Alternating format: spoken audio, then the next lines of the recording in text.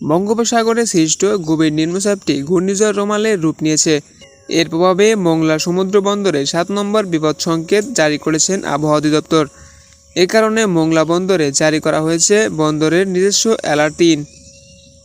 মোংলা বন্দরে অবস্থানরত পণ্য বোঝাই সব প্রকারের বাণিজ্যিক জাহাজের পণ্য ওঠানামা কাজ সব ধরনের অপারেশনাল কার্যক্রম সম্পূর্ণ বন্ধ ঘোষণা করেছেন সমুদ্র কর্তৃপক্ষ। মোংলা বন্দর কর্তৃপক্ষের চেয়ারম্যান শাহিন রহমান শনিবার 25 মে রাতে এই তথ্য নিশ্চিত করেন। তিনি বলেন, মোংলা বন্দরের জেটি সহ 25 চ্যানেলে নোঙর করা দেশি বিদেশি 6টি বাণিজ্যিক জাহাজে পণ্য খালাস বোঝাই সহ কাজ বন্ধ রয়েছে। ওইসব জাহাজকে নিরাপদে নোঙর রাখার নির্দেশ দিয়েছে। এছাড়া বন্দর কর্তৃপক্ষ অপারেশনাল সব কার্যক্রম পরবর্তী নির্দেশ না দেওয়া পর্যন্ত বন্ধ ঘোষণা করেছেন।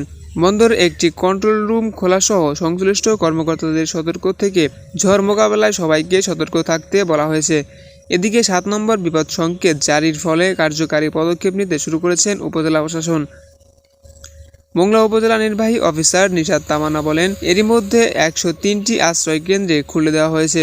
1320 জন সিপিসি স্বেচ্ছাসেবক তাদের কার্যক্রম শুরু করে দিয়েছেন। পর্যাপ্ত শুকনো খাবার প্রস্তুত করা হয়েছে।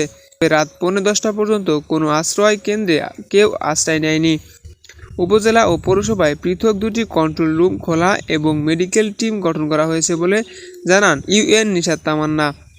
এদিকে পূর্ব সুন্দরবন বিভাগের কর্মজল বন্যপ্রাণী প্রজনন কেন্দ্র ও পর্যটন স্পটের ভারপ্রাপ্ত কর্মকর্তা হালদার আজাদ কবির বলেন, 7 নম্বর বিপদ সংকেত জারির পর পূর্ব সুন্দরবন বিভাগের প্রতিটি স্টেশনে ফাঁড়িতে দায়িত্বরত কর্মকর্তা ও বনরক্ষীদের নিরাপদে আশ্রয় নিয়েছেন। কর্মজল বন্যপ্রাণী ও প্রজনন কেন্দ্রের কুমির সহ সংরক্ষিত অন্যান্য বন্যপ্রাণীদেরও নিরাপদে রাখার পর্যাপ্ত ব্যবস্থা নেওয়া হয়েছে।